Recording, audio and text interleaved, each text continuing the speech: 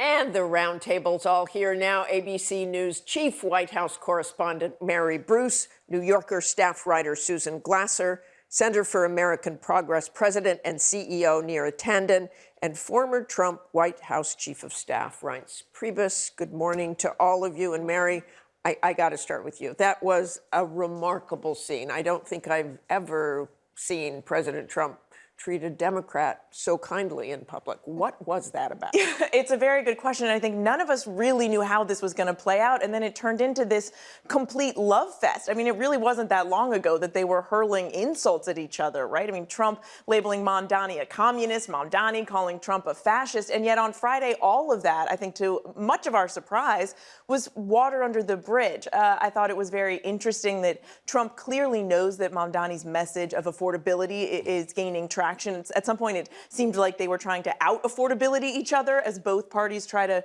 claim that mantle. And very strategic of the mayor-elect to come in and remind the president that some of his supporters had backed him. Trump then saying, you know, he thinks even some conservatives will be surprised by Mamdani. I'm curious to see where concretely they work together and just how long this budding bromance will last. And exactly that question to you, Neera. And Mamdani was very conciliatory as well, although apparently just a few minutes ago he said on NBC that he still thought the president was a despot and a fascist. So maybe that's breaking down a little bit. But what's your take on all of this? You know, I feel like the greatest level of sadness for all the Republican ad makers who were spending weeks and maybe months plotting out the ads they were going to run against Democrats. All these people saying, "Oh, he's going to be this big weight on the Democratic Party." The poster boy, right? The poster boy for the midterms. Mike Johnson just last week said the whole victory was about Mamdani and that he's the new leader of House Democrats, even though that sounded kind of crazy.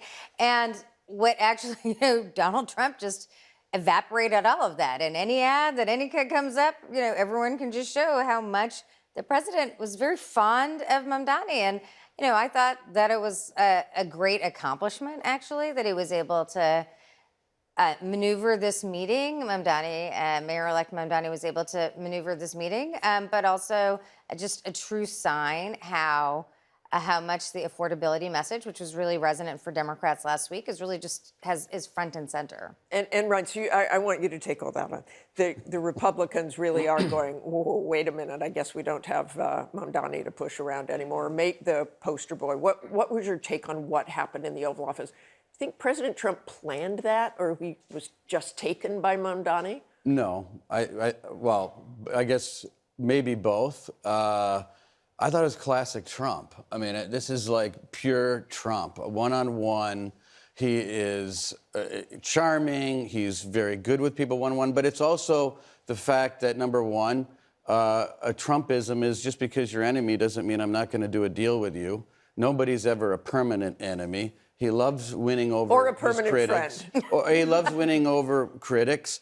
But I thought it more or less, you know, I kind of disagree. I think it eviscerated Mamdani more than Trump, because Trump supporters like myself, we know that Donald Trump will bring in enemies and charm them and get a deal done with them. But Mamdani is supposed to be pure. Mamdani is this guy who's this new found sensation, and there he was standing next to Donald Trump, completely charmed and out of his mind. And the second thing I'd say is that, as a reminder, I've said this for weeks, economic populism of the left in many ways sounds a lot like economic populism of the right. So I would have no doubt that they had a meeting and they talked a lot about those issues. Sticking it to billionaires, giving it back to the little guy is one of the most Trumpy things there is. So there could be some things that they have in common. And I do think the culture wars will come back, and maybe Mamdani will reignite that sometime down the road. Susan? I mean, sticking it to billionaires, I mean, maybe that is the reason in the end that Donald Trump needed to have and wanted to have this meeting on Friday, because there was this indelible image, it seemed to me, of this Trump presidency earlier in the week when you had the billionaire leaders of the American tech economy, including Elon Musk, who was banished but now apparently is back in the White House for a formal, practically state-level dinner for the Crown Prince of Saudi Arabia, you know, the bone saw guy. And here it is, Trump perhaps wanting to get his populist credentials back at a time when there's persistent inflation in the economy, at a time when his poll numbers are sinking. And I thought, as a matter of political changing the story, I think, this is where Donald Trump excels, because we're talking about a yuck photo opportunity in the Oval Office and not the sort of incredible scene of those billionaires in the White House, really echoing the January 20th inauguration of Donald Trump, where the billionaires were given seats of honor ahead of many of the Republican politicians in Donald Trump's own party. And Mary, not only Mamdani this week, he was celebrating him, then he was celebrating that Marjorie Taylor Greene is resigning as of January. And I know we say this a lot, but this one really is very shocking. I mean, we certainly have seen a lot of Republican defections, but she is the first true believer to defect, right? She is one of his closest, most ardent supporters who's stuck with him through everything. And she leaves with quite a parting shot, essentially warning all of Trump's supporters and the MAGA movement that if she can be cast aside, well, then they can be too. Trump's response was sort of classic Trumpian, right? He thanked her for her service, says he'll always appreciate her, but also labels her a traitor who's gone bad, in his words. And that it's good for the country. And that it's good for the country. But there's no doubt, I think, that it has to raise concerns and questions from him about the cracks that this exposes in the Republican Party and what it means for his support in that movement going forward. And I, for one, am just fascinated to see what she does next. And this started, of course, near with the Epstein, releasing the Epstein files with Marjorie Taylor Greene. So she really took a stand on that. Absolutely. I mean, I think there's been a lot of talk about this. At the very heart of this, he attacked her. He called her a traitor for being a champion of release of the files. And the release of the files, I just want to note, was a near unanimous vote out of the House and the Senate.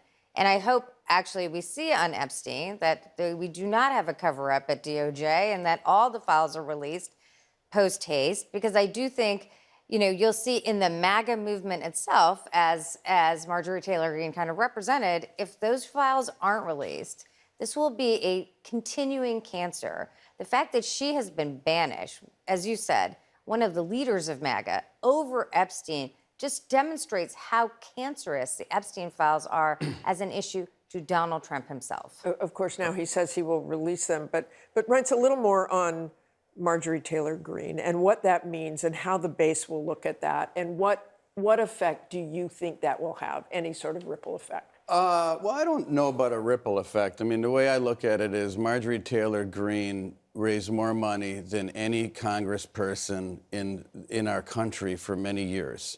And how did she do it? She did it by riding Donald Trump's coattails. It's not that she was in favor of releasing the Epstein files. I'm in favor of that as well. But you have to understand something, and no offense to ABC, but she went on The View to attack the president. And there's only so far performance politics can take you unless you're Donald Trump, because he does it better than anybody. And as far as the president being a lame duck, here she was, she went on The View, the president unendorsed her, and she's gone. Donald Trump runs the party. He's the standard bearer. She attacked the standard bearer on The View. She's gone.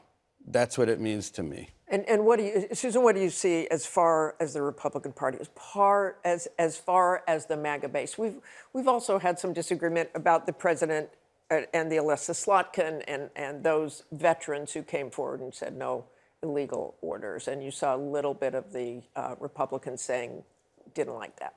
Yeah, they didn't like it, but I think Rainson's making a very important point here, which is that, I've heard from critics of the president this week a little bit of a whiff of, perhaps slightly over torqued enthusiasm about, this is the beginning of the end of the Trump era, the lame duck phrase. And it does strike me that, we've got a long way to go here. First of all, Donald Trump, his control over the Republican Party, you could see it in the exercise of banishing Marjorie Taylor Greene. And again, it would be more notable, or perhaps we would be on more solid ground to say this is a moment where Republicans are beginning to peel away from Trump if they had peeled away on anything other than the Epstein files. And, again, this was a particular issue that had been promoted by a key part of the MAGA base.